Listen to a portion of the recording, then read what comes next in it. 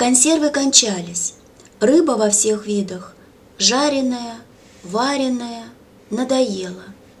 И Смолин все чаще поглядывал в сторону деревни, где предполагал покупать молоко. Хлеба и крупы тоже оставалось немного. Слишком щедро расходовал. Не мог насыщать свое чрево в одиночку, когда прямо перед глазами сидел пес, повадившийся ходить ко всем его завтракам, обедам и ужинам. А рыбьи мальки тыкались носами в отмель, тоже ожидая подачку.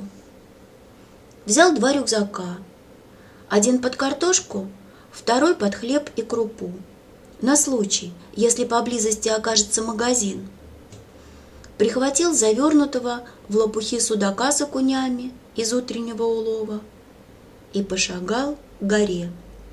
За родником, сочащимся из-под ольхи, которому Смолин уже проложил тропу по пескам и общипанной стадом траве, начинался подъем, где он еще не бывал. И теперь, шагая вверх, то и дело оглядывался. Внизу синела река с широкой заводью на противоположном берегу. Там у сенокосцев были шалаши, сплетенные из ивовых прутьев. Мужики запрягали лошадей в сенокосилки и выезжали на росистый луг. Тарахтел колесный трактор, волоча за собой копну сена. Была видна вся отмель, и Смолин подумал, если будет так жарко, его коса скоро соединится с островом. Еще несколько шагов церквушка, построенная на холме, спряталась за ели и сосны высокого правого берега. Зато река теперь просматривалась до самого горизонта и на запад, и на восток, со всеми ее излучинами, рукавами, островами. Далеко-далеко на взгорье дымились трубы заводов, фабрики и ТЭЦ, а вокруг, будто развороченная взрывами, каменоломня. Так выглядели на расстоянии громады производственных корпусов и жилых зданий города. Все это под серым шлейфом низко стелющегося дыма. Чуть правее товарной станции угадывался аэродром со всеми его служебными постройками. Смолину все больше нравилось место, где он поселился, а деревушка, только что открывшаяся ему на гребне горы лужайчатой улицей, глазастыми избами, под тенью трепещущих на ветру берез до полей черемух, показалась ему просто очаровательной. Только пересек накатанную телегами дорогу и направился к ближайшей избе, как свирепое рычание заставило его оглянуться. Безухий знакомец, не признав Смолина в одежде, мчался во весь опор, намереваясь вцепиться ему в икры. «Медведка, ты что? Какая блоха тебя укусила?» Все тем же будничным тоном, уже знакомым псу, заговорил Смолин. Тот остановился, все еще рыча, щетинясь, и вдруг замотал радостно драным хвостом, ластясь и наклоняя морду к самой земле. «Глядите-ка, они уже знакомы!» — раздался женский голос, и Смолин увидел за изгородью на грядках у того дома, к которому направлялся, старушку. «А как же, знакомы!» — ответил Смолин и, потрепав пса, поздоровался со старушкой. Она приблизилась к нему, вытирая морковной ботвой запачканные землей руки, и стала смотреть на него, близоруко щурясь. «А ты чей будешь? Что-то не признаю». «И не признаете, я не здешний». «Чую, что не здешний». «В городе живу, там», — махнул рукой в сторону труб. «А сейчас с косы». «С косы», — протянула старушка. «Так ты, что ли, на песках у острова живешь?» «Я». «Ой ли!» Ее глаза, голубые, глубоко запавшие, весело сверкнули, и Смолин отметил про себя, что старушка не так уж стара, лет 55, не больше. Лицо кругленькое, со вздернутым носом, и вся она ладненькая, небольшая. В молодости, наверное, красивой была. «Так это ты, говоришь? переспросила старушка. «Ну я», — отвечал Смолин, не понимая, почему ее это заинтересовало. «Феня! Фенька!» Обернувшись к огороду, закричала старушка и стала кому-то махать. «А, чего базлаешь?» Кто-то грубо отозвался из-за малинника. «Иди-ка сюда!» «Иду!» Появилась вторая старуха, полная противоположность первой, сухопарая, жилистая, с длинным морщинистым лицом, но глаза у нее были тоже голубыми. «Неужели сестры?» – подумал Смолин. «Ты поглядись-ка, он заявился!» Указывая на Смолина и смеясь, говорила маленькая старушка. «Вижу, что заявился, да кто он-то?» «Как кто? На песках острова, который живет?» «Ну!» – осклабилась в улыбке сухопарая и, подойдя к Смолину, стала бесцеремонно рассматривать его в упор. Теперь они обе смеялись, открыв редкие зубы, оголившиеся десны, и Смолину было непонятно, чего им так весело, почему его приход вызвал такое оживление. «Ты там давно живешь-то?» – стала пытать его маленькая. «Порядочно. И все один?» «Один. И не скучно?» «Нет, не скучно, рыбачу, загораю», – отвечал он, не чувствуя в ее вопросах подвоха. «А коли не скучно, так чего ж заманиваешь?» Со взрывом смеха, прикрывая рот ладошкой, выпалила маленькая старушка, а долговязая радостно загоготала. «Что значит заманиваю?» «Да уж тебе виднее!» Пришла в совершенный восторг долговязая и толстым, как болт, пальцем ткнула Смолина в грудь. Только теперь он понял, что они имели в виду. Его недавние купания, в чем мать родила, свидетелем которых, как он полагал, были только река да солнце. Если бы не густой загар, покрывший его лицо и шею, старушки с удовольствием лицезрели бы, как вогнали незнакомца в краску. Впрочем, они и без того были довольнёхоньки. «Ой, заманиваешь!» — утирая слезы, постановала одна. «Заманиваешь!» — поддерживала ее вторая. «Ой, неспроста ты это!» «Ой, неспроста!» «Да разве отсюда видно?» — спросил Смолин, не зная, как ему себя вести, и сам уже смеялся. «Кому надо, так кто-то увидел!» — взвизгнула маленькая, веселясь еще пуще. «Мы старые наседки, и нам это ни к чему. Нам бы старичка какого, чтобы за самоваром побеседовать. А ведь есть и молоденькие!» От смеха с трудом выговаривала она слова. «Есть!» — подтвердила долговязая. «Вот мою квартирантку-фельдшерицу взять. У нее глаза вострущие, как у ястреба. За версту чего хошь узрит», — продолжала маленькая. «И ничего не за версту», — перебила ее долговязая. «Поди нарочно подходила поближе, чтобы в подробностях все разглядеть». И они опять затряслись, изнемогая от смеха. «Точно, подходила», — гудела долговязая и снова тыкала Смолина в грудь толстым пальцем. «Ее хлебом не корми, дай только на голову мужика поглядеть. Помнишь ли, Тайка, как тот угрястый на берегу жил, тоже в палатке? Так она, паскуда, дневала и ночевала у него. Работу начисто забыла. Ей ведь женатый ли, холостой ли, все едино, ни стыда, ни совести. Сколько из-за нее вертихвостки скандалов в семьях было. А сама-то, ну не на что поглядеть, что тут, что там, доска доской. А вот нравится. Да она уж поди к тебе и приходила». «Никто ко мне не приходил». «Ну так придет, она придет». «Мне бы молока у кого-то купить», — громко заговорил Смолин, чувствуя, что ему эта тема поднадоела, и надо с ней кончать. «Не знаете, кто продает? Я буду брать каждый день». «Молока?» — вмиг посерьезнее спросила маленькая, будто и не участвовала в развеселом разговоре. «Так у меня можешь брать. Корова с отелу, хорошо доит. Тебе парного или из погреба?» «Хорошо бы из погреба». Пойдем налью. Феня, ты попропалывай морковку, я живо оборачусь. Ладно, зевнула долговязая, и ее морщинистое лицо стало скучным, усталым. За реку мы сегодня не поехали, обратилась она к Смолину, словно оправдываясь, что они тут, а не на сенокосе. Надобно когда-то и свое делать. Отпросились. Вот уж поболее травы подвалят, так и мы включимся. Ох-охо, что-то меня шибко в сон клонит, Тайка. Не к дождю ли?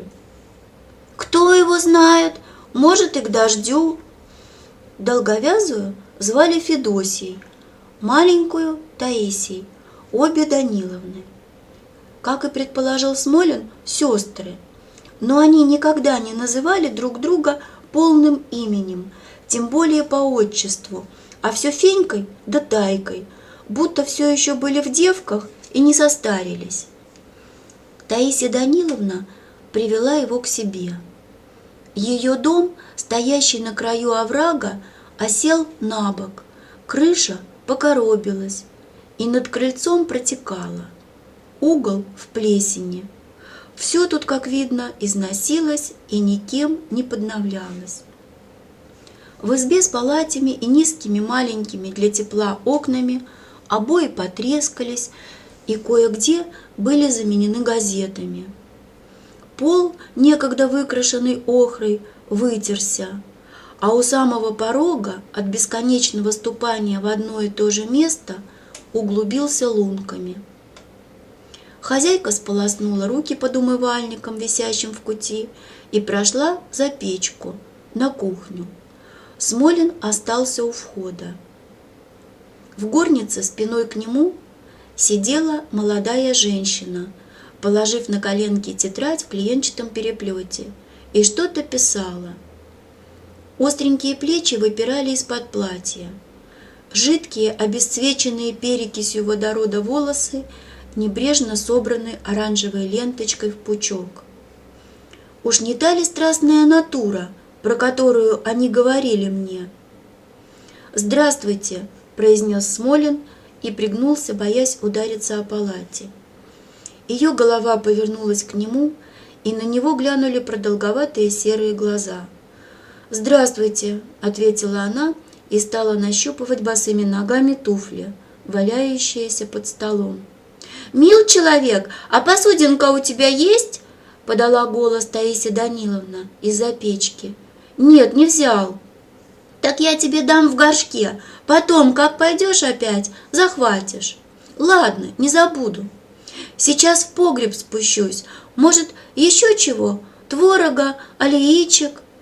Возьму и того, и другого. И хорошо бы еще картошки», — спохватился Смолин. «Картошки у меня и у самой немного. Как дотянуть до свежей, не знаю. Ну, да уж полведерка так и быть, наберу». Таисия Даниловна вышла в сенцы, и Смолин остался наедине с женщиной, сонно и с безразличием глядевшей на него. Он не собирался заговаривать с ней. Она тоже молчала. Прошелся по горнице, рассматривая фотографии в рамках, божницу с темными ликами святых. Глянул в косо висящее, засиженное мухами зеркало и не сразу узнал себя. Кожа на лице покраснела и лупилась, густая с рыжинкой борода торчала во все стороны. Видок, прямо сказать, разбойничный. Старушка скоро вернулась, держа обеими руками горшок с молоком. Мельком глянула на Смолина, затем на квартирантку и спросила от самого порога. «Так из города, говоришь?» «Из города. А где там робишь?» «Да так, разное», — ответил он уклончиво. «На перевозке пассажиров». «На такси, что ли?» «Вроде этого». «У меня племяш таксист, так хорошо зарабатывает, на свою машину копит», — хитро подмигнула. «Одному сдачу не додаст, другого обдурит, все выручка, все в свой карман. А как тебя кличут-то, мил человек?» «Дмитрием». «Митрием?» В серых продолговатых глазах женщины, следящей за Смолиным, скользнула еле заметная усмешка. «И долго ты будешь жить один?» — продолжала спрашивать Таисия Даниловна. Жену поджидаешь? Нет. Для кого же тогда хоромы возводишь? Много, говорят, понастроил на берегу. Я-то, слепырь, ничего с горы не вижу. Да ведь у других глаза вострее, посмеивалась старушка, явно намекая на свою квартирантку. Но та сохраняла невозмутимость. Времени свободного много, вот и строю. Так и хочешь весь отпуск прожить один? Да. Ой, не получится, молодой еще. Она спустилась в подполье, насыпала в рюкзак картошки и, поднявшись наверх, снова поглядела сперва на Смолина, потом на фельдшерицу. «Не выпьешь ли молочка в дорожку?» «Пожалуй, можно». «Ну так выпей, да не простынь, со снега оно. Нонче в погребе у меня никакой потайки, плотно снег утоптала, на все лето холоду хватит». Она размешала в горшке молоко деревянной ложкой и налила в стакан, сразу же запотевший. «Неужели вы любите молоко?» – вдруг спросила фельдшерица. И в ее тоне было такое отвращение, такая брезгливость, что Смолин невольно задержал стакан возле губ. «Люблю», – ответил, недоумевая. «А я не выношу, совершенно не выношу. Надоело». Свернула тетрадь трубочкой и вышла на улицу.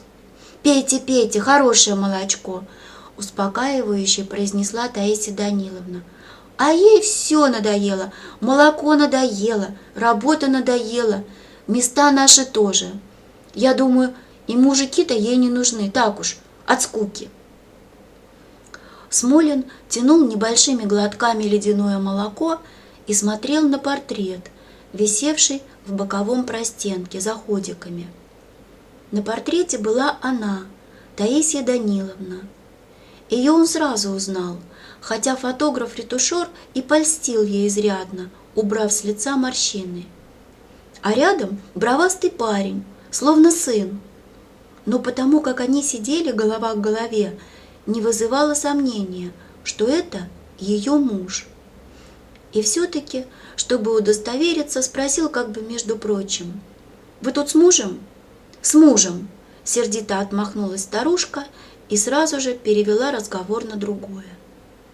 Смолин выложил на стол судака с окунями, чем немало обрадовал старушку, и когда стал расплачиваться за продукты, она отказалась от денег. «Рыбкой уплатил, рыбкой, довольно», — сложила ее в блюдо. «Мы и у реки живем, а рыбы не видим. Кому ловить-то? И чем?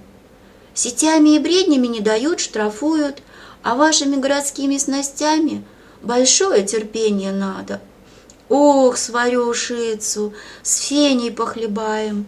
И ты приходи. Поди помоложе молочницу-то думал найти», — весело подмигнула она ему. «Да что вы, ну так приходи, ждать будем. Вот кабы ты еще на пирог принес, уж я бы постаралась, изготовила бы угощение. Принесу». Как не упиралась она, он все-таки вручил ей деньги. «Таисия Даниловна, а где здесь магазин? Мне еще хлеба и крупы надо». «Ой, Митрий, магазин у нас не под рукой, в 5 верстах. И те сей дни не надо туда ходить, только ноги зазря намаешь. Хлеб 2 раза на неделю привозят, по средам и субботам. Завтра уж иди, завтра». «А в деревне хлеб никто не печет?» «Нет, казенным живем, избаловались. Ну-ка, разве сравнишь свой домашний с буханками? А вот лень. Бегаем и покупаем. А зимой, ясное дело, сами печем, поневоле. Кругом сумет и тропы перевивает. Выйдешь за ворота, слева снегу сажень, справа еще выше. Повыглядываешь, как заяц, туда-сюда. Топятся ли печки у соседок, живы ли, да и обратно, в тепло. Ты зимой приезжай, караваюшки наши домашние попробовать.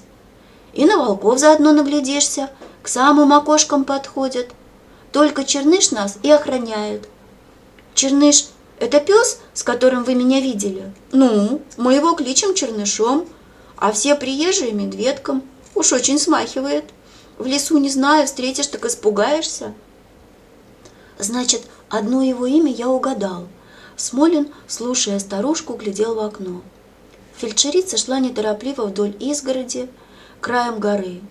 Худенькая, в стоптанных туфлях, наклонялась и нехотя срывала ромашки, растущие у тропы. «Непутевая!» – проследив его взгляд, сказала Таисия Даниловна. «Пожалела, пустила на квартиру, а теперь и не рада. Помощи никакой, не подметет, за водой не сходит. Один только срам да хула от людей. А уж чем жива, так и не знаю».